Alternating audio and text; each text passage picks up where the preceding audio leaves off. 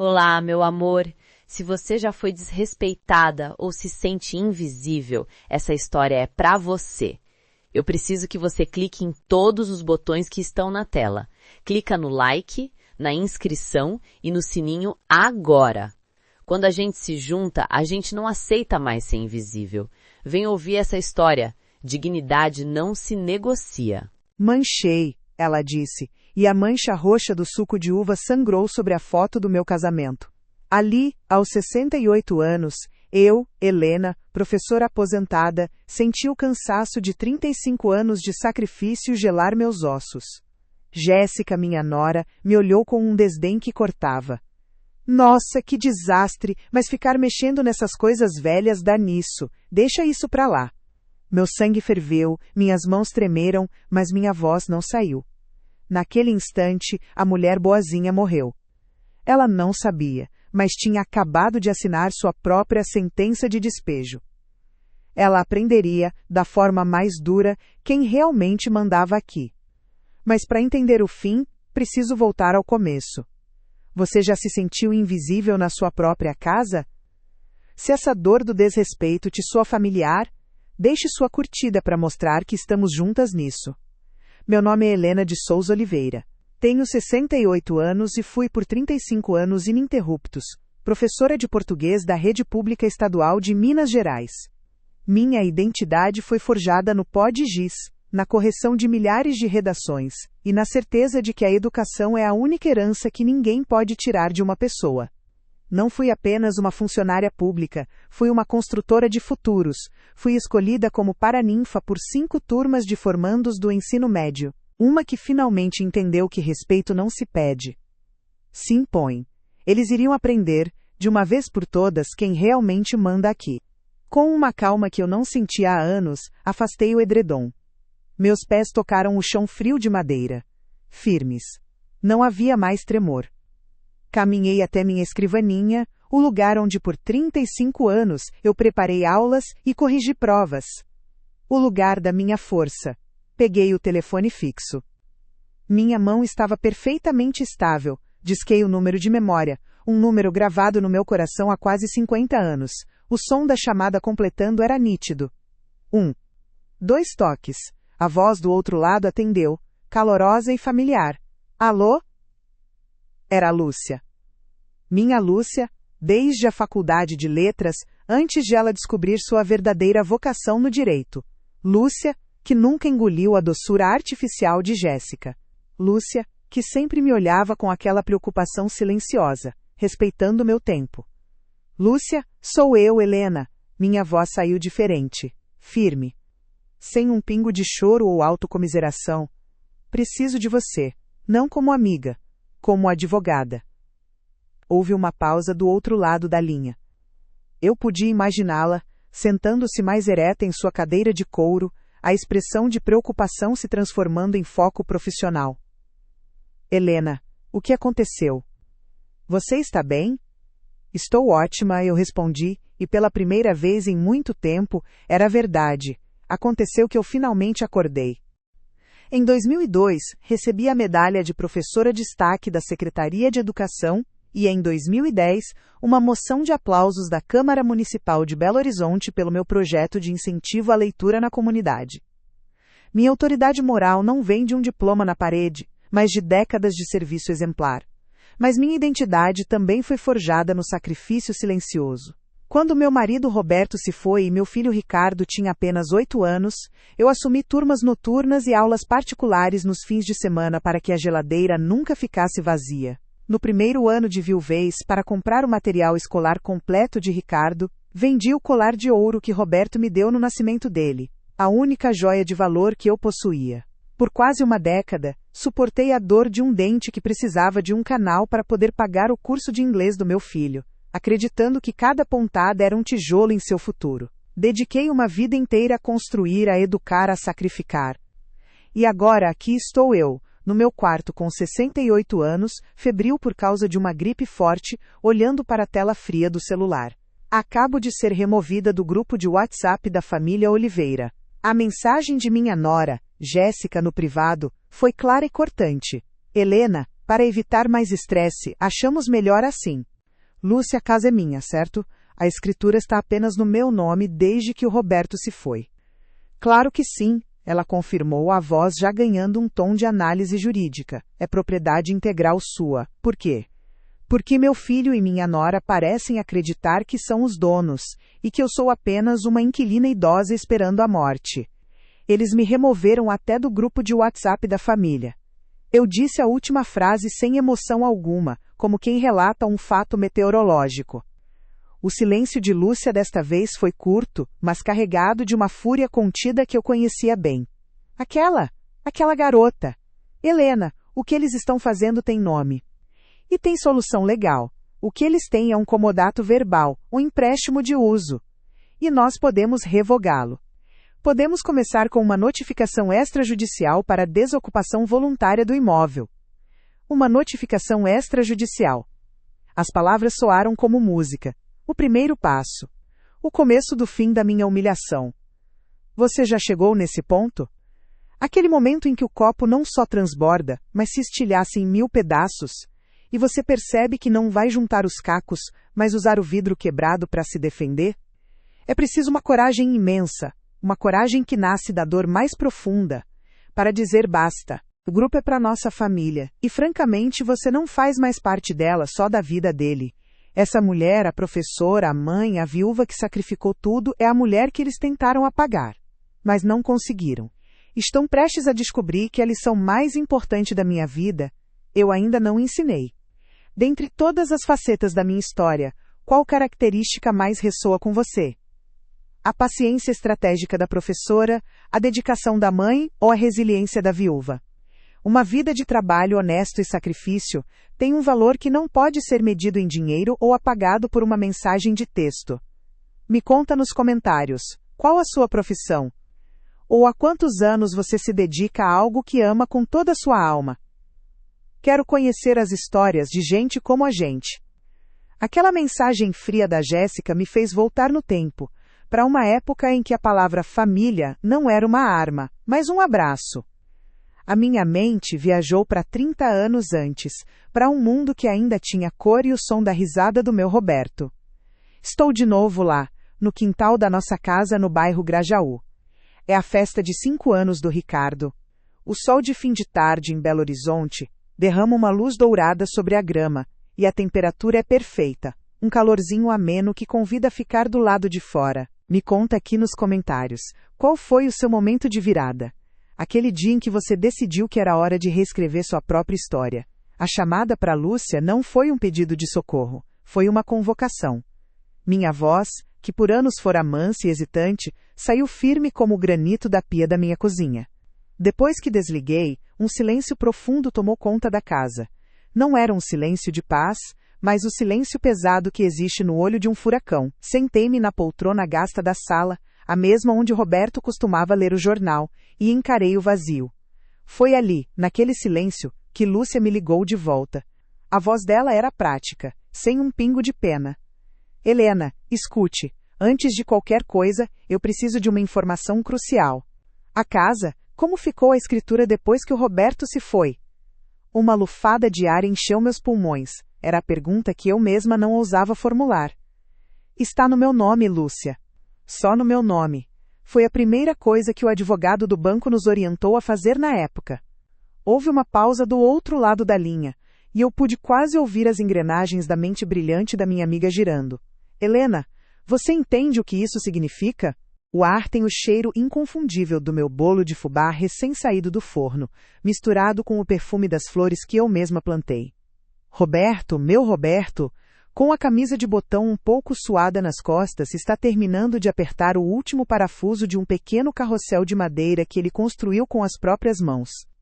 Ele me puxa pela cintura, o cheiro dele uma mistura de suor e do sabonete que eu gostava me envolvendo.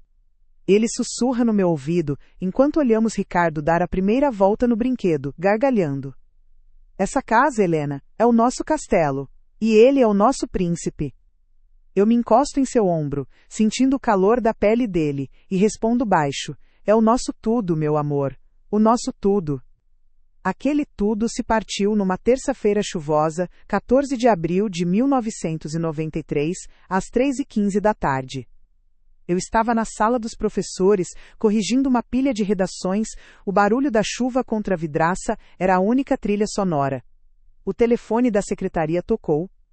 Era um colega do Roberto, do banco. A voz dele era trêmula, cuidadosa demais, infarto fulminante. A última coisa que Roberto me disse naquela manhã antes de sair foi: "Te amo, meu bem. Fim de semana eu faço aquele seu bolo de fubá, tá? Legalmente? Não existe herança antecipada. Não existe direito adquirido. Eles moram aí em regime de comodato verbal. Em termos simples, eles são seus convidados. E o anfitrião tem todo o direito de pedir que a visita se retire." Aquelas palavras, seus convidados. A frase ecoou na minha mente, reorganizando 30 anos de sacrifício e autoanulação. Eu não era uma usufrutuária informal na minha própria casa. Eu era a proprietária. A autoridade. Eu subi as escadas, o coração batendo um ritmo novo, determinado.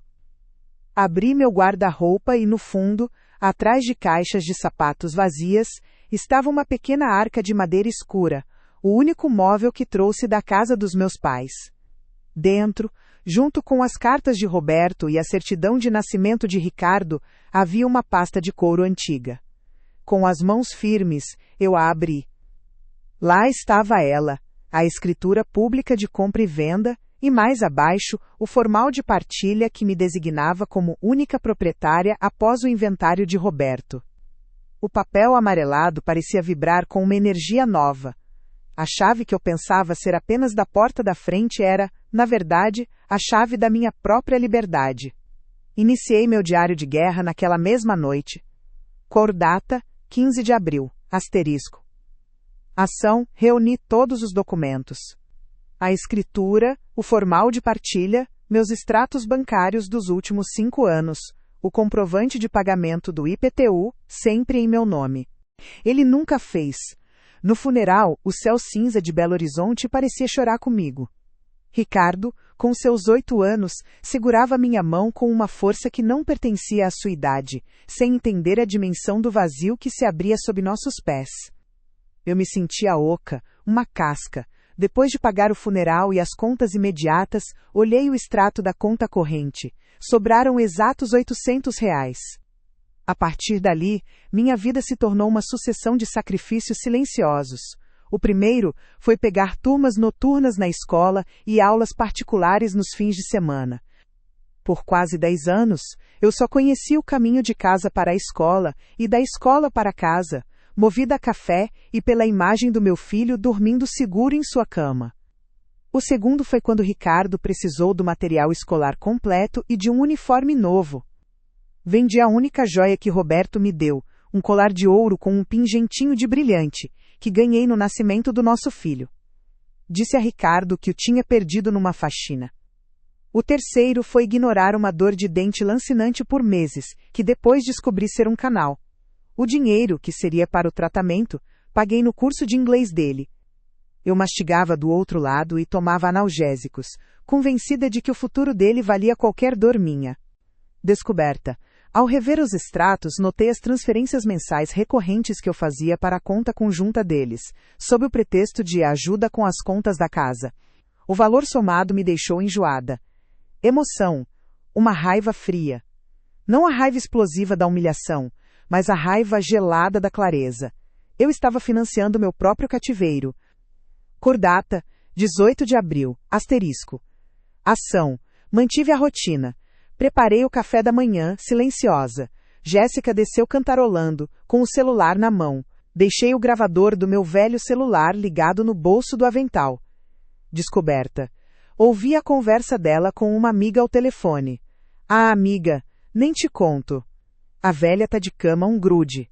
Mas falta pouco. O Ricardo já tá vendo uns apartamentos na planta.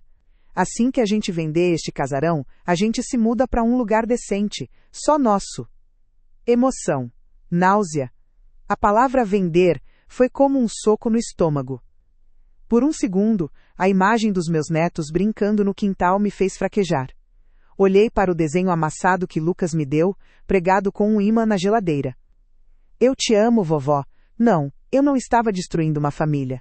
Eu estava salvando o último refúgio dos meus netos e a minha própria dignidade. Na minha ligação seguinte com Lúcia, minha voz tremeu. Eles querem vender a minha casa, Lúcia. A lembrança mais nítida, no entanto, é a do Natal em que ele fez 12 anos. A febre entre os meninos era a bicicleta Caloi Cross preta e amarela, que custava quase metade do meu salário. Impossível. Passei 2 meses inteiros visitando ferros velhos até encontrar um quadro velho e enferrujado por uma ninharia. Nas madrugadas que antecederam o Natal, enquanto Ricardo dormia, eu me tranquei na área de serviço.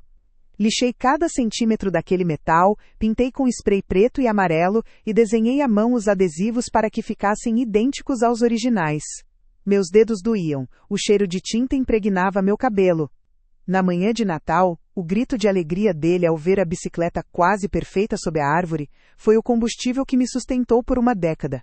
Ele nunca soube que sua bicicleta nova nasceu do lixo e das minhas madrugadas insones. E assim foram os anos seguintes.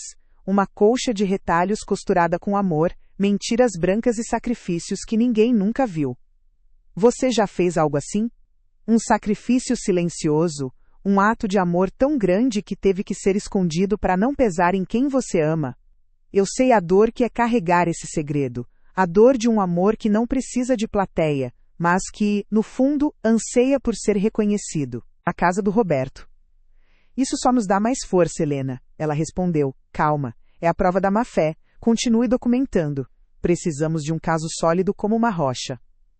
A fase de preparação legal começou na semana seguinte. O escritório de Lúcia, no centro de Belo Horizonte, era o oposto da minha casa. Moderno, minimalista, com cheiro de café forte e de justiça. Sobre sua mesa de vidro, ela dispôs os documentos que eu havia reunido. Perfeito, ela disse. Ela me mostrou a minuta de um documento. No topo, em letras garrafais, lia-se: Notificação extrajudicial de desocupação de imóvel. Ela explicou, com uma clareza que me lembrou de minhas próprias aulas. Vamos enviar isso via cartório de títulos e documentos. É incontestável.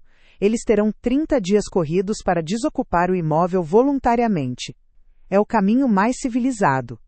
E se não saírem? Perguntei, o medo gelando minha espinha. Lúcia pegou outra pilha de papéis. Aí, no 31º dia, protocolamos esta ação de reintegração de posse com pedido de liminar. Com as provas que você juntou, a escritura e a má-fé explícita, o juiz concede a liminar em poucos dias. E quem cumpre a ordem é um oficial de justiça. A imagem de um estranho fardado na minha porta me assustou, mas a certeza na voz de Lúcia era um bálsamo. Se você tem uma história assim, um sacrifício que ninguém sabe, me conta aqui nos comentários. Vamos dividir esse peso. A bicicleta de sucata foi o último Natal em que fomos só nós dois, Ricardo e eu. O último em que o mundo se resumia à nossa cumplicidade, forjada na dor e no amor. 3 anos depois, quando ele já tinha 35 anos, chegou em casa com uma notícia que fez meu coração de mãe bater entre o alívio e um medo inexplicável. Ele tinha conhecido alguém, o nome dela era Jéssica, e eles haviam se conectado por um aplicativo de relacionamentos, algo que para mim soava tão impessoal quanto escolher um produto numa prateleira. Quando a vi pela primeira vez, parada na porta da minha sala, entendi o que o tinha encantado. Jéssica era um evento visual. Tinha 32 anos, um corpo esguio e uma energia que parecia vibrar, mas meus olhos de professora, treinados para observar detalhes, captaram outras coisas. O cabelo era de um loiro platinado, quase branco, mas a raiz escura já gritava por um retoque no salão. As unhas, de fibra de vidro, eram compridíssimas e afiadas, pintadas num tom de verde militar que parecia saído de uma revista de moda. Ela vestia uma calça jeans da Renner e uma blusinha simples da C&A, mas a bolsa que carregava a tiracolo contava outra história. Enquanto a notificação seguia seu curso legal, executei a segunda parte do plano, o elemento surpresa. Fui a uma agência do Banco Itaú, a 5 bairros de distância, e abri uma nova conta corrente apenas em meu nome. Em seguida, fui ao órgão de previdência do Estado e solicitei a alteração da conta de recebimento da minha aposentadoria. Por fim, na minha agência da Caixa, solicitei a transferência integral do meu saldo de R$ 120.000 para a conta nova. A gerente me olhou, surpresa, mas processou a ordem. Eu estava cortando o suprimento. Jéssica e Ricardo não veriam mais um centavo meu. O critério para o momento certo era cirúrgico. Lúcia e eu decidimos que a notificação deveria ser entregue numa sexta-feira, às 16h. Daria a eles o fim de semana inteiro para remoer a notícia, sem poder tomar ações legais imediatas, com os bancos e a maioria dos escritórios fechados. Eu me pegava ensaiando a cena na minha cabeça. O carteiro do cartório tocando a campainha. A assinatura de Jéssica no recebimento. A confusão inicial, seguida pelo rosto dela se contorcendo em fúria ao ler as palavras desocupação voluntária. Eu via Ricardo chegando do trabalho, o papel sendo empurrado contra seu peito. A discussão. O pânico. Eu não sentia prazer nessa visualização. Era uma bolsa da marca Schutz, de couro preto, que depois descobri custar R$ 950, comprada em 10 vezes no cartão de crédito do meu filho. No pulso dela, um smartwatch dourado, uma imitação tão boa que quase enganava, piscava a cada nova notificação. Sua postura não era de visita, era de quem avalia um imóvel. E o perfume, um floral adocicado e invasivo, impregnou minhas cortinas antes mesmo que ela se sentasse no sofá. R$ 950. O valor daquela bolsa era mais do que eu tinha na conta quando Roberto morreu. Era quase o preço do tratamento de canal que adiei por anos para poder pagar o curso de inglês do Ricardo. Ali, parada na minha frente, estava a personificação de um mundo que não era o meu. Um mundo de aparências financiadas e prioridades que eu não compreendia. Mas eu sorri, o sorriso cansado de uma mãe que só quer a felicidade do filho. No começo, ela era toda sorrisos e sogrinha pra cá, sogrinha pra lá. Na primeira vez que veio jantar, eu estava na cozinha, terminando meu frango com quiabo, a receita de família que Ricardo tanto amava. Ela se aproximou, com aquele cheiro doce me sufocando, e disse com um tom de falsa preocupação. Ah, sogrinha, deixa que eu tempero a salada. Senti uma calma resoluta. Era uma cirurgia necessária. Na véspera do 30º dia, o prazo final, o silêncio em casa era uma arma. Eles mal falavam comigo, circulando como fantasmas raivosos. Naquela noite, fiz meu ritual. Peguei a foto manchada de suco de uva, a do meu casamento com Roberto. Pela primeira vez, não vi a mancha como uma profanação, mas como a pólvora que acendeu meu fogo. Limpei a foto com delicadeza e a coloquei de volta no porta-retratos, ao lado da minha cama. Liguei para Lúcia. Está pronta? Ela perguntou. Eu nasci pronta, respondi. Não dormi naquela noite. Fiquei sentada na poltrona, vendo a noite se transformar em dia, ouvindo os sons da casa. O ranger de um degrau. O motor da geladeira. Eram os sons da minha vida, e eu estava prestes a retomá-los. Pela manhã, não vesti luto. Escolhi um vestido azul marinho, de corte simples e tecido firme. Prendi o cabelo num coque elegante. Passei meu batom discreto de sempre. Preparei um bule de café fresco, o aroma enchendo a cozinha. Era um dia como qualquer outro, e ao mesmo tempo, o primeiro dia do resto da minha vida. A casa estava em silêncio, mas era um silêncio que precede a tempestade. O relógio na parede da cozinha marcava 8 da manhã. A senhora vai acabar se atrapalhando com esses vidrinhos todos.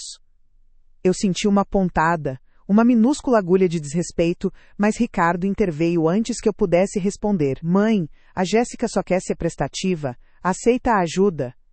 A voz dele não era a mesma.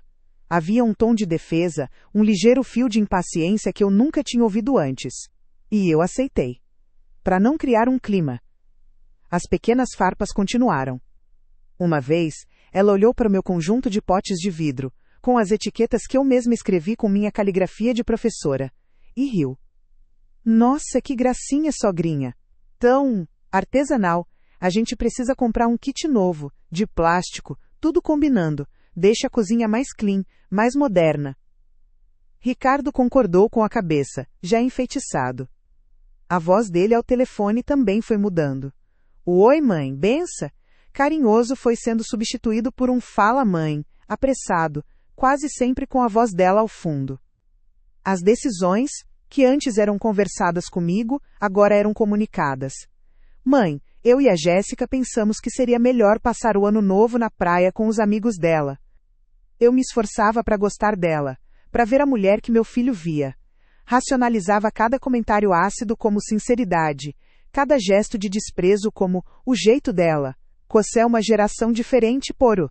Eu dizia a mim mesma, enquanto lavava a louça do jantar e sentia o cheiro do perfume dela ainda pairando na minha cozinha. Pordo, o importante é que Ricardo está feliz asterisco. A hora estava chegando. A tensão é quase palpável, não é? Você está ansioso pelo confronto, para ver a máscara de Jéssica finalmente cair e Ricardo ser forçado a escolher um lado? Se você acredita que a dignidade não tem preço e que chegou a hora de Helena mostrar quem realmente manda aqui, deixe o seu like como um voto de confiança no plano dela. Sua torcida é a força que me mantém de pé. O dia da colheita havia chegado. Não a colheita do que se planta na terra, mas a do que se semeia na alma. E a minha semeadura de paciência tinha, finalmente, gerado um fruto de aço. Naquela manhã, eu não era a Helena resignada. Era a professora que se preparava para a prova final mais importante de sua vida. A preparação foi um ritual. Abri meu guarda-roupa e ignorei os vestidos floridos e as blusas de malha que gritavam vovó. Escolhi uma calça de alfaiataria preta que não usava há anos e uma camisa de seda azul marinho, a cor da calma e da autoridade. Cada botão que eu fechava era um elo de uma armadura invisível. Nos pés, não as pantufas, mas um sapato baixo de couro, firme, que fazia um som discreto e sólido no assoalho. Eu precisava sentir o chão sob meus pés. Mas a verdade é que meu filho, o menino da bicicleta de ferro velho, estava desaparecendo.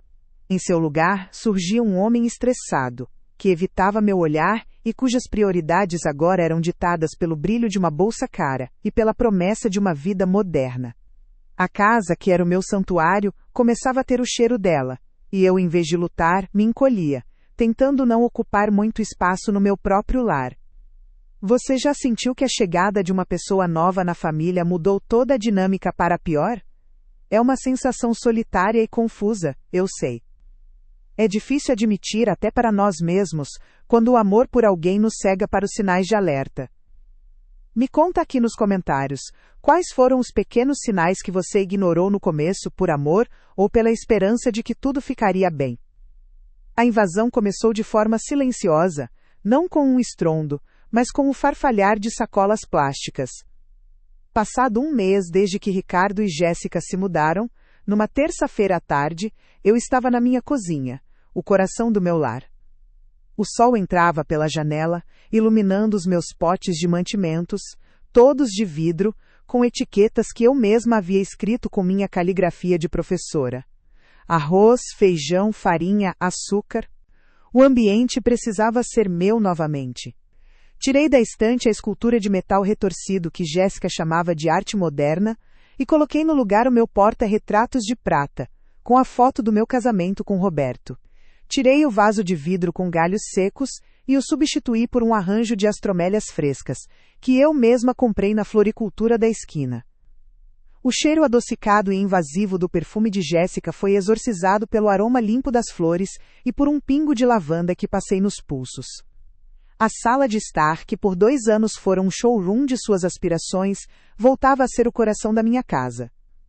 O álbum de fotos, com a mancha de suco de uva na capa, estava sobre a mesinha de centro. Não como uma acusação, mas como uma testemunha silenciosa. Às 14 horas em ponto, a campainha tocou. Era a Lúcia, minha amiga, minha advogada, minha fortaleza. Ela não veio com a pasta de couro e o ar de tribunal. Veio com seu sorriso sereno, um tailleur cinza impecável e um olhar que me dizia: estou com você. Ela se sentou na poltrona em frente à minha, não como uma visitante, mas como uma aliada em seu posto de batalha. Nós não conversamos muito. Apenas trocamos um olhar de cumplicidade. Havia uma ordem ali, uma história. Eu estava passando um pano úmido na bancada de granito, sentindo um fiapo de normalidade, quando Jéssica entrou, sorridente e carregada. O cheiro de plástico novo precedeu a visão. Eram conjuntos de potes coloridos, de um verde e rosa vibrantes, que agrediam a paleta de madeira e branco da minha cozinha. Ela os depositou sobre a mesa com um baque. Eu a ouvi dizer com uma doçura que não alcançava os olhos. Sogrinha, resolvi dar uma modernizada aqui pra senhora. Chega dessas coisas antigas, né? Deixa que eu organizo tudo. Antes que eu pudesse formular uma frase, ela começou a esvaziar os meus potes de vidro, transferindo o conteúdo para os novos recipientes de plástico. O som dos grãos de arroz caindo no plástico era diferente, oco, sem vida. Cubezela não está organizando pensei. Cubezela está apagando asterisco. Cada um daqueles potes de vidro tinha uma memória. O de farinha, eu e Roberto compramos numa feira de artesanato em Tiradentes, numa de nossas poucas viagens. O de açúcar foi um presente de casamento da minha mãe. Ela os descartou numa caixa de papelão no canto, como se fossem lixo. Quando terminou, ela se virou para mim, as mãos na cintura, o rosto radiante de autossatisfação. Prontinho, sogrinha. Bem, mais clean, né? Ela era a única pessoa que eu queria ali. A presença dela era a minha garantia de que eu não fraquejaria. Os últimos minutos foram os mais longos. Meu coração batia num ritmo de escola de samba, um tambor ansioso contra as minhas costelas. Mas minhas mãos, pousadas no colo, estavam imóveis, um copo de água suava frio na mesinha ao lado. Eu me concentrei na minha respiração como Lúcia havia me ensinado. Puxa o ar, segura, solta. Você é a dona da casa. Você é a dona da sua vida. Você é Helena de Souza Oliveira. Asterisco. O desenho do meu neto Lucas estava no bolso da minha calça. Eu o toquei discretamente, sentindo o papel amassado. Era meu amuleto, a lembrança do amor puro que eu estava resgatando. Então, eu ouvi o som do motor do carro de Ricardo, um Onix 2021, sendo desligado com pressa. O bip agudo do alarme. E depois, o som que eu mais conhecia e temia. O clique-claque dos saltos de Jéssica na calçada. Rápidos, impacientes. A chave girou na fechadura sem cerimônia. A porta se abriu com um solavanco. A voz dela veio antes da imagem melosa e alta, projetada para todo o cômodo. Sogrinha, cheguei! Adivinha quem trouxe seu pão de queijo preferido? Ela entrou na sala, com um sorriso ensaiado, e um saco de papel na mão. Agora a cozinha parece de gente moderna. Meu corpo reagiu antes da minha mente. Senti um frio subir pela espinha, e minhas mãos que antes limpavam a bancada se fecharam em punhos discretos ao lado do corpo. A emoção que me tomou não foi raiva, ainda não. Foi um desamparo profundo, a sensação de ser uma estrangeira no meu próprio santuário. Olhei para os armários e vi que ela havia colocado o meu pote de café e o de fubá, que uso todos os dias, na prateleira mais alta, onde eu só alcançava com o banquinho. O ar me faltou por um segundo. Verbalmente, a covardia me venceu. Forcei um sorriso que repuxou os cantos da minha boca e disse, com a voz um pouco trêmula: Ficou diferente, Jéssica. Obrigada pelo trabalho. Internamente, meu pensamento era um grito silencioso, por gente moderna. E o que eu sou? Uma relíquia ultrapassada que precisa ser encaixotada junto com os potes velhos. Asterisco. Ela não viu nada disso, deu um beijo estalado na minha bochecha e saiu, deixando o cheiro doce e invasivo de seu perfume para trás. Fiquei ali, parada, olhando para a prateleira alta, sentindo-me diminuída e irrelevante. Naquele dia, a paz que eu tanto prezava começou a ter o gosto amargo da submissão. A segunda humilhação veio exatamente 2 meses depois, no dia do meu aniversário de 68 anos. O sorriso morreu no instante em que seus olhos me registraram. Primeiro, ela me viu, sentada, ereta, vestida como uma estranha. Depois, seu olhar passou para Lúcia, e então, varreu o cômodo, notando a ausência de suas coisas, a presença das minhas. A máscara de nora perfeita se desfez, e seu rosto se contraiu numa careta de confusão e irritação. O saco de pão de queijo pendeu em sua mão, esquecido. A primeira bomba foi visual. Os olhos dela se fixaram no porta-retratos de prata com a minha foto de casamento. O que é isso? Quem mexeu em tudo? Cadê a minha escultura? A voz dela perdeu o verniz adocicado, tornando-se áspera. Eu a encarei, sem piscar. Minha voz saiu mais firme do que eu esperava, calma, cortante. Eu mexi nas minhas coisas, nesta casa. Ela soltou uma risada curta, incrédula. A senhora só pode estar brincando. Deu a louca? Bebeu alguma coisa, Helena? O uso do meu primeiro nome, que antes fora uma faca, agora era só o som de uma adversária desesperada. Foi quando Lúcia se inclinou para a frente, pegando um envelope pardo sobre a mesa. A segunda bomba. Jéssica, meu nome é Lúcia Mendes, sou advogada da dona Helena. Acredito que você e seu marido receberam uma notificação extrajudicial há 30 dias, solicitando a desocupação voluntária deste imóvel. A ferida foi mais funda porque teve plateia, e o meu próprio filho segurou a faca junto com ela. Eu esperava um jantar simples, só nós três. Passei a tarde me arrumando com um vestido azul, que Ricardo sempre dizia que gostava. Quando saí do quarto, às 8 da noite, a sala estava cheia, de estranhos. Amigos de Jéssica, a família dela de Contagem, pessoas que eu nunca tinha visto na vida.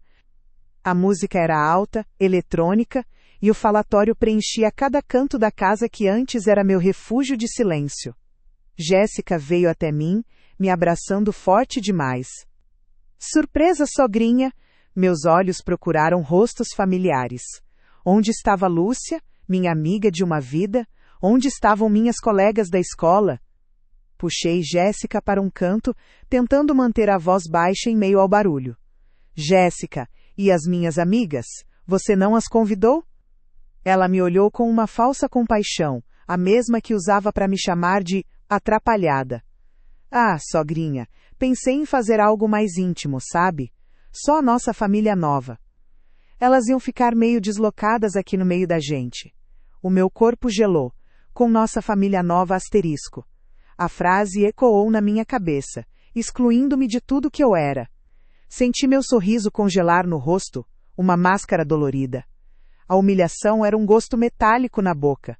O rosto de Jéssica ficou pálido. Ela tentou se recompor, forçando um ar de desdém. Ah, então é isso? Uma palhaçada de advogado? O Ricardo vai resolver essa besteira. Essa casa é dele, é nossa herança. A senhora não pode fazer isso. Ela gesticulava, as unhas de fibra de vidro cortando o ar. Era sua cartada de sempre. Invocar o marido, o suposto dono de tudo. Lúcia, com uma paciência glacial, tirou do envelope um pequeno papel. Este é o aviso de recebimento dos Correios, assinado por você no dia 15 do mês passado. A notificação foi devidamente entregue e o prazo expirou ontem. Ela colocou o papel sobre a mesa. A prova concreta. A postura de Jéssica mudou. Os ombros caíram. O ataque se transformou em defesa. Seus olhos faiscavam, procurando uma saída. Foi então que Lúcia pegou o segundo documento. A terceira e última bomba. E quanto à propriedade do imóvel, ela continuou, com o tom de voz neutro de quem leu uma sentença, eu tenho aqui a matrícula atualizada do cartório de registro de imóveis, emitida nesta manhã. O desespero tomou conta do rosto de Jéssica. Não, isso é mentira, o Ricardo disse. Lúcia interrompeu, não com agressividade, mas com a força irrefutável da lei. Ela leu em voz alta e clara, proprietária, Helena de Souza Oliveira, viúva, portadora do CPF tal. Fui uma figurante na minha própria festa. Então, veio o bolo. Um bolo lindo, confeitado, mas coberto de nozes. Todos ali sabiam, inclusive Ricardo, que eu era terrivelmente alérgica a nozes. Uma única mordida me levaria ao hospital. O bolo era o símbolo concreto. A festa era para ela, não para mim. Eu era apenas o pretexto. Consegui puxar Ricardo para a cozinha.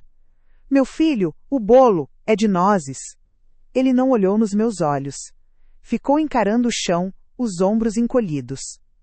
Mãe, a Jéssica só quis ajudar, não leva a mal. Foi um engano, só isso. A desculpa dele foi mais dolorosa que a afronta dela. Ele sabia. E escolheu não fazer nada. Voltei para a sala, recusei o bolo com uma desculpa qualquer, e passei o resto da noite sentada num canto, vendo estranhos celebrarem a minha vida, sem que eu fizesse parte dela. Naquela noite, depois que todos foram embora, e a casa mergulhou num silêncio sujo de festa, eu entendi que a minha paz não era paz. Era apenas a ausência de guerra, e eu estava perdendo território a cada dia, sem disparar um único tiro. Qual dessas duas humilhações foi mais difícil de ler para você? A invasão silenciosa da cozinha ou a exclusão pública no aniversário? Eu sei que sentir raiva lendo isso é natural. Essa raiva foi a semente que, muito tempo depois, me deu forças. Imóvel adquirido em livre de quaisquer ônus ou alienações. Ela virou o documento para que Jéssica pudesse ler. As letras pretas oficiais dançaram na frente dos olhos dela. Era o fim. O castelo de areia que ela construiu na minha vida desmoronou com a maré da verdade. Não pode ser, ela sussurrou, a voz um fiapo. Não. Pode, e é. Minha avó selou o fato. A manipulação veio como um último recurso. As lágrimas brotaram em seus olhos, lágrimas de fúria, não de tristeza. E os seus netos? E o Lucas? A Laura? Você vai colocar seus próprios netos na rua por causa de um capricho? Que tipo de avó faz isso? Eu me levantei. Pela primeira vez, eu era mais alta que ela. Minha sombra a cobriu. Você deveria ter pensado nos seus filhos quando me humilhou na minha própria casa. Quando destruiu minhas memórias. Quando me excluiu da minha família. Cada palavra era uma pedra que eu depositava no muro que nos separava para sempre. O desespero dela se tornou súplica. Helena, por favor. Sogrinha, a gente se ajeita. Eu peço desculpas. A gente pode conversar. Eu a olhei nos olhos, e pela primeira vez em 3 anos, eu não vi a mulher que me aterrorizava. Eu vi uma menina assustada, apavorada em voltar para a vida que tanto desprezava. Quero saber a sua opinião. Qual tipo de desrespeito dentro da família você considera o mais intolerável? Aquele que apaga suas memórias e sua identidade aos poucos? Ou aquele que te isola e te humilha na frente de todos? Comente aqui, pois falar sobre esses limites é o primeiro passo para defender nossa dignidade. A terceira humilhação veio no Dia das Mães. O cheiro de picanha na brasa se misturava ao perfume invasivo de Jéssica, criando uma combinação enjoativa no ar da tarde quente de Belo Horizonte. Os pais dela, um casal simples e visivelmente desconfortável com o ambiente, estavam sentados em cadeiras de plástico no meu quintal, o quintal que eu e Roberto construímos. Eu estava me sentindo quase feliz. Os netos corriam na grama, e por um instante a ilusão de uma família unida me aqueceu. Foi então que cometi o erro de tentar participar. Contei, com um sorriso, sobre a vez que Ricardo, aos 5 anos, tentou consertar o rádio do pai com um garfo, e quase causou um curto-circuito na casa toda. Era uma história leve, boba, uma memória de pura ternura. Eu mal tinha chegado à parte do susto que levamos quando a voz de Jéssica cortou o ar, falsamente divertida. Ai, gente, desculpe interromper, ela disse rindo para os pais dela. Mas as histórias da sogrinha são sempre tão longas. Mas a minha compaixão havia se esgotado. Eu dei um passo à frente. A conversa acabou, Jéssica. Inclinei-me e pronunciei a frase que ensaiei por 30 dias e esperei por uma vida inteira para dizer. A única pergunta que importa já foi respondida. Quem realmente manda aqui sou eu. E você está de saída. O silêncio que se seguiu foi absoluto. Um silêncio denso, pesado, que parecia absorver todos os sons do mundo. Durou uma eternidade contida em 10 segundos. Então, a compostura de Jéssica se partiu. Um soluço seco escapou de sua garganta. As pernas fraquejaram e ela se apoiou na parede para não cair, o corpo tremendo incontrolavelmente. As lágrimas agora corriam livres, manchando sua maquiagem cara. Lúcia apenas observava, seu silêncio uma poderosa validação do meu ato. Lúcia então falou, a voz ainda calma. Você tem 1 hora para retirar seus pertences pessoais. Se houver qualquer resistência, serei forçada a executar a ordem de reintegração de posse imediatamente. Jéssica não respondeu. Apenas se virou, tropeçando nos próprios pés, e saiu da sala como um animal ferido. Ouvi seus passos apressados subindo a escada. Minutos depois, ela desceu carregando 2 bolsas, o rosto inchado e vermelho. Ela não olhou para mim. A porta da frente se abriu e fechou com um clique definitivo. Ela esquece os detalhes, coitada. Senti o sangue subir ao meu rosto, um calor que não vinha da churrasqueira. Outro dia ela jurava que o Ricardo tinha nascido em junho. Mas foi em julho? A memória já não é a mesma, né? E então, ela piscou para o pai. Um gesto cúmplice, me pintando como uma velha senil na frente de estranhos. Meu sorriso congelou. Meus dedos, que seguravam um copo de guaraná, apertaram o plástico com tanta força que ele estalou. Eu olhei para Ricardo, meu filho, meu menino esperando uma defesa, não fale assim da minha mãe, um simples olhar de reprovação para a esposa. Mas ele apenas ficou vermelho, deu um riso sem graça, pigarreou e mudou de assunto. Quem vai querer mais uma linguicinha? Ele perguntou, virando as costas para mim e para minha humilhação pública. Naquele momento, sob o sol mineiro, eu senti um frio que vinha da alma. Uma rachadura fina, quase invisível, apareceu na minha resignação. Poxa, eu não sou essa mulher, poxa, pensei pela primeira vez em anos. Poxa, eu não sou essa piada asterisco. 6 meses depois daquele fatídico Dia das Mães, a rachadura se tornou uma fenda.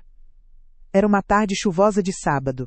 Jéssica e Ricardo tinham saído, e eu estava sozinha com Lucas e Laura, o som mais libertador que eu já ouvi. Quando Lúcia se foi, fiquei sozinha na minha sala, agora silenciosa. A adrenalina se dissipou, deixando para trás um cansaço profundo, que vinha da alma. Não havia euforia. Não havia alegria de vitória. Havia apenas paz. Uma paz exausta, mas real. Sentei-me na minha poltrona, toquei a moldura de prata com a foto de Roberto, e pela primeira vez em muito tempo, eu chorei. Não eram lágrimas de tristeza ou de raiva, mas de libertação. A velha Helena, a viúva submissa, a mãe resignada, tinha finalmente morrido naquele dia. E das suas cinzas, uma nova mulher, a dona do seu próprio destino, acabara de nascer. A guerra havia terminado. Como você está se sentindo agora, depois de testemunhar esse confronto? Eu sei que a jornada foi longa e as emoções intensas. Essa catarse que talvez você esteja sentindo é a prova de que a justiça, mesmo que tardia, tem um poder imenso de cura. Se você pudesse descrever o que sentiu durante este clímax em uma única palavra, qual seria? Deixe nos comentários. Vamos processar este momento juntos. Nos dias que se seguiram, o silêncio na minha casa era diferente. Não era o silêncio opressor de antes, mas um silêncio espaçoso, limpo, como um quarto que finalmente recebe a luz do sol depois de anos fechado. Para entretê-los, peguei meu bem mais precioso, meu álbum de casamento. Não era um álbum qualquer, a capa era de veludo vinho, gasta pelo tempo e pelo toque das minhas mãos ao longo de 30 anos. As páginas, grossas e amareladas, cheiravam a papel antigo e a saudade. Ali estava a minha vida, a minha verdade. Ali estava Roberto. Mostrei aos meus netos a minha foto favorita, a que ficava na página principal. Nós dois saindo da pequena igreja do bairro, ele com um sorriso que parecia abarcar o mundo inteiro, eu com o rosto iluminado por uma felicidade que nunca mais senti com a mesma intensidade. Lucas passou o dedinho sobre o rosto do avô que nunca conheceu. Ele parece forte, vovó. Meu coração se encheu. Foi quando a porta se abriu. Jéssica entrou, sacudindo um guarda-chuva e trazendo consigo uma lufada de ar frio e impaciência. Seus olhos caíram sobre nós no sofá. E seu rosto se fechou. O que vocês estão fazendo? Já vai começar o desenho deles, ela disse, a voz ríspida. Antes que eu pudesse responder, ela se aproximou e com um movimento brusco pegou o álbum das minhas mãos. Eu guardo isso. Ficar mexendo nessas coisas velhas só junta poeira. Ao puxar o álbum, o copo de suco de uva que estava na mesinha de centro virou. No dia seguinte, uma terça-feira, Lúcia me ligou para informar que o oficial de justiça já havia entregue a citação para Jéssica no endereço dos pais dela em Contagem. A ação de reintegração de posse corria, e uma ordem de restrição impedia que ela se aproximasse a menos de 300 metros de mim ou da minha casa. Os vizinhos, antes cúmplices silenciosos do meu sofrimento, agora me olhavam com uma curiosidade renovada, alguns até arriscavam um bom dia mais caloroso.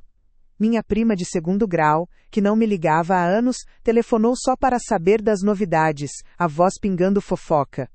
Eu respondia a todos com uma calma polida que os desarmava. Quanto aos meus netos, Lúcia descobriu que Ricardo os havia levado para um pequeno apartamento alugado às pressas. O coração de avó doía, mas eu sabia que eles estavam com o pai. O que mais doía era o silêncio de Ricardo. O telefone não tocou. Cada dia sem uma chamada dele era uma pequena morte. Eu passava as tardes no meu quintal, com o desenho amassado de Lucas na mão, meu amuleto, e chorava. Não de tristeza, mas de uma dor cirúrgica, a dor de quem remove um tumor que era parte de si. 3 meses se passaram. 3 meses de silêncio absoluto da parte dele. O líquido escuro e pegajoso escorreu, uma mancha roxa e profana, que se espalhou exatamente sobre a nossa foto. Sobre o sorriso de Roberto. Sobre a minha juventude. O mundo parou. O som da chuva, as vozes das crianças, tudo desapareceu. Só existia aquela mancha, crescendo como uma doença sobre a minha memória mais sagrada. Nossa, que desastre! Ela exclamou, sem um pingo de remorso, e então vieram as palavras que estilhaçaram o que restava do meu autocontrole. Mas também, ficar mexendo nessas coisas velhas e amareladas dá nisso? Deixa isso pra lá, Helena. O passado já foi. Helena. Pela primeira vez, ela usou meu nome. Não sogrinha, não Dona Helena, apenas Helena. Frio, cortante, descartável. Um soluço seco subiu pela minha garganta, um som gutural de dor pura que eu sufoquei com a mão. Meus olhos arderam, mas eu me recusei a chorar na frente dela. Me levantei, o corpo tremendo numa fúria que eu mal conseguia conter. Minha boca se abriu, as palavras de uma vida inteira de sacrifícios prontas para explodir, para destruir aquela paz podre que chamávamos de lar. Mas então olhei para a porta do quarto e vi Ricardo parado ali, assistindo a tudo. Silencioso. Imóvel. Cúmplice. Vê-lo ali, testemunhando a profanação do meu santuário e não fazendo absolutamente nada. Foi como levar um soco no estômago. E então, numa manhã de sábado, meu celular vibrou com um número desconhecido. Era ele. A voz estava irreconhecível, fina e rouca. Ele perguntou se poderíamos conversar. Eu sugeri uma padaria simples no bairro Floresta, um território neutro. Quando cheguei, quase não o reconheci. Ricardo, meu filho forte, parecia ter envelhecido 10 anos. Estava uns 15 quilos mais magro, os ombros curvados para dentro, como se carregasse um peso invisível.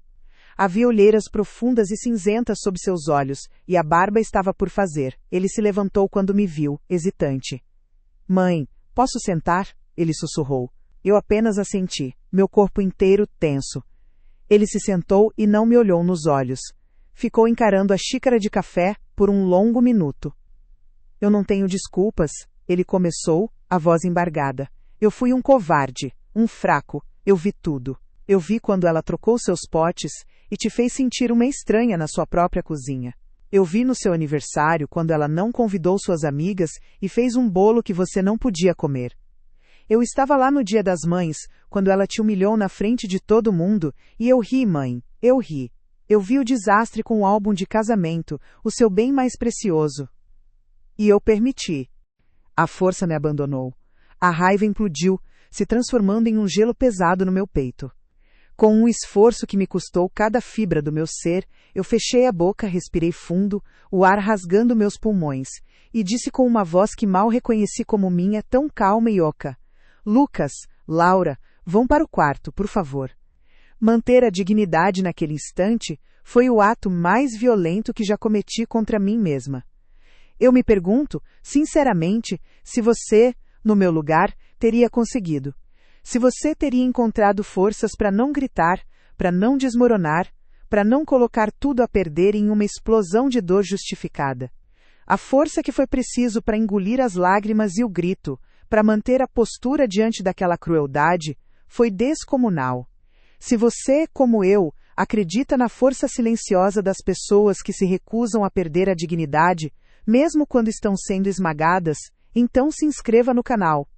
Porque esta história é para todos nós que, um dia, tivemos que ser mais fortes do que jamais imaginamos ser possível. A gripe não chegou como uma tempestade, mas como uma garoa fina e persistente que me encharcou a alma aos poucos. Começou 48 horas antes, na terça-feira, com um calafrio teimoso que nem o calor do fogão aceso conseguia espantar. Eu permiti tudo porque era mais fácil concordar com ela do que ser um homem e te defender. A mensagem de texto, a exclusão do grupo, eu sabia. Eu deixei ela fazer. Eu entendo de verdade se a senhora nunca mais quiser olhar na minha cara. Eu mereço isso. Ele finalmente me olhou e seus olhos estavam cheios de lágrimas. Mas eu precisava que a senhora soubesse que eu mudei. Eu pedi demissão daquela empresa. Consegui um emprego novo, como gerente de projetos, ganho R$ 9.200, 00 agora. Aluguei um apartamento de 3 quartos no bairro Cidade Nova, longe de tudo aquilo. A Jéssica não tem mais a chave, não tem mais acesso a mim ou às crianças. E eu abri uma poupança para o Lucas e para a Laura. Todo mês R$ 1.000 do meu salário vão para lá, e eu faço questão que a senhora receba o extrato, para ver que é verdade. Eu quero trazer eles aqui todo domingo, se a senhora permitir. Só se a senhora permitir. A minha dor veio como uma onda. Você não sabe o que doeu, Ricardo. Não foi a casa, não foi o dinheiro. Foi o seu silêncio. Foi ser tratada como um lixo, ser descartada por uma mensagem de texto depois de uma vida de sacrifício. À noite, a garganta arranhava como se eu tivesse engolido cacos de vidro. Preparei um chá de limão, gengibre e mel, a receita da minha mãe, e me arrastei para a cama, sentindo o corpo pesar 1 tonelada. Na quarta-feira, a febre chegou. Minhas têmporas latejavam num ritmo surdo e constante. Tentei me levantar para buscar um analgésico, mas o mundo girou e me forcei a deitar de novo. Jéssica passou pela porta do meu quarto uma única vez, parou no umbral e disse sem entrar: Ricardo, sua mãe pegou um resfriadinho. Vê se não chega perto para não passar pra gente. Eu não tive forças para responder. Passei o dia inteiro entre cochilos febris e uma sede que parecia vindo do deserto. A noite foi a pior. O suor gelado me encharcava os lençóis, e a tosse seca rasgava meu peito. Cada vez que eu tossia, sentia uma pontada aguda nas costas. Eu estava sozinha, doente, na minha própria casa. Na manhã de quinta-feira, a febre havia cedido um pouco, mas me deixou um cansaço de ossos, uma fraqueza que fazia o simples ato de segurar um copo de água parecer um esforço hercúleo. Eu precisava de um antigripal, algo que cortasse aquela névoa da minha cabeça. Ricardo não tinha me visto em 2 dias. Foi a solidão de estar doente e ser expulsa da minha própria família. Eu respirei fundo. Confiança não volta com um pedido de desculpas. Volta com 1000 ações. Você vai ter que provar, todos os dias, que o homem que eu criei ainda existe aí dentro. Ele assentiu, chorando abertamente agora. Eu vou, mãe. Eu juro que vou. Ele estendeu a mão sobre a mesa, tremendo. Eu olhei para a mão dele, a mesma mãozinha que eu segurei para atravessar a rua. Depois de uma eternidade, eu coloquei a minha sobre a dele. Ele se levantou, deu a volta na mesa e me abraçou. Foi um abraço desajeitado, cheio de dor e de 3 meses de distância. Eu não retribuí de imediato, mas aos poucos, meus braços o envolveram. Era o meu filho. Ferido, quebrado, mas meu. 6 meses depois, a vida encontrou um novo ritmo. Minha casa voltou a ser meu santuário, cheia de plantas novas e com um cheiro constante de bolo de fubá. Minha rotina era sagrada. Pilates às segundas e quartas, clube do livro às quintas e os domingos reservados para os meus netos. Minha paz agora tinha textura, como o veludo de uma poltrona antiga, e cheiro de terra molhada depois da chuva. Ricardo cumpria sua palavra com uma dedicação quase religiosa. Decidi mandar uma mensagem no grupo da família. O celular parecia pesar chumbo na minha mão. O suor da febre o deixava escorregadio. Meus dedos tremiam um pouco ao procurar o ícone verde do WhatsApp. Ali estava o grupo. Família Oliveira Coração Vermelho. Um coração vermelho, pulsante e mentiroso. Toquei na tela, e o mundo parou. A tela não abriu nas nossas conversas. Abriu numa mensagem cinza. Uma frase curta, impessoal, brutal. Jéssica Medeiros Oliveira removeu você. Eu li de novo. A frase não mudava. As letras pretas no fundo cinza. Uma lápide digital. Meu coração não acelerou. Ele parou. Um bloco de gelo se formou no meu peito. Tentei ligar para o Ricardo. O dedo escorregou no número dele. Tentei de novo. Chamou. 1 vez. 2. 3. Caixa postal. A voz gravada dele, alegre, distante, era um insulto. Desliguei. Segundos depois, A tela se acendeu de novo. Uma notificação privada. De Jéssica. Abri. As palavras dela eram pequenas facas de gelo, entrando uma a uma na minha pele. Helena, para evitar mais estresse, Ricardo e eu achamos melhor assim. O grupo é para nossa família, e francamente você não faz mais parte dela, só da vida dele. Se precisar de algo, peça a uma de suas amigas, cuide-se. O celular escorregou da minha mão. As visitas eram pontuais. Ele não apenas trazia as crianças, ele ficava, me ajudava com o jardim, ouvia minhas histórias.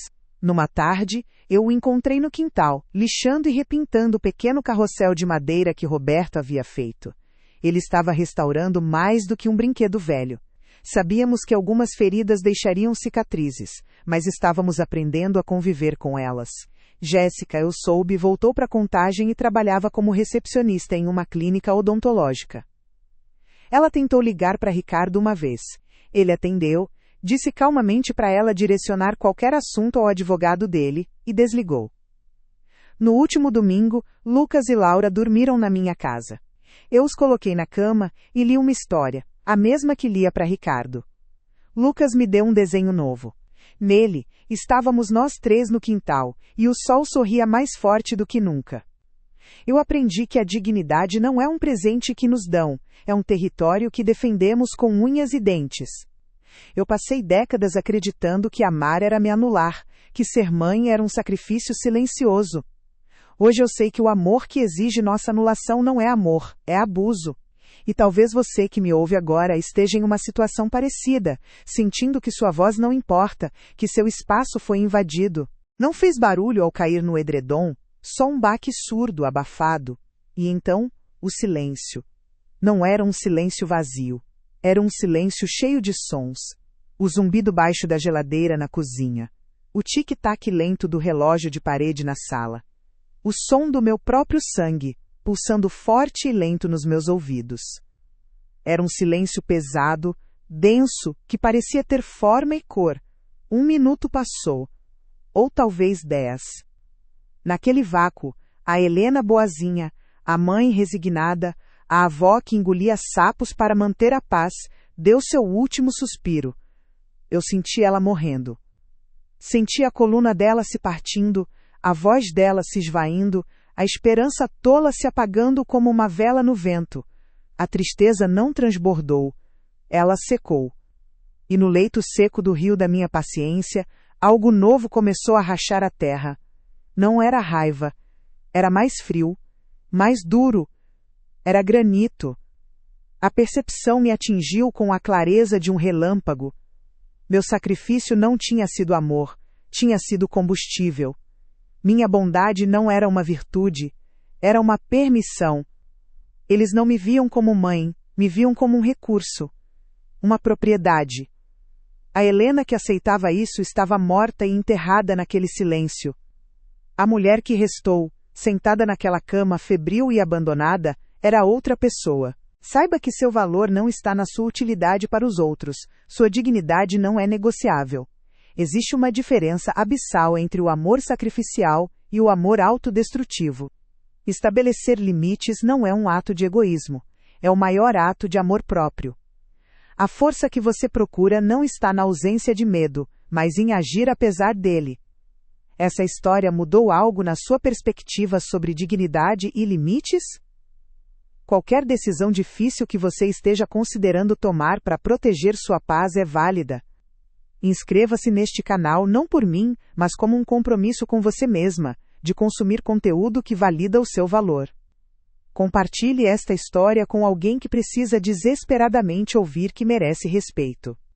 E por favor, deixe uma mensagem de força nos comentários para outras pessoas que podem estar passando por isso agora. Vamos criar juntas uma comunidade de apoio e empoderamento. Lembre-se, o poder de dizer basta sempre foi seu.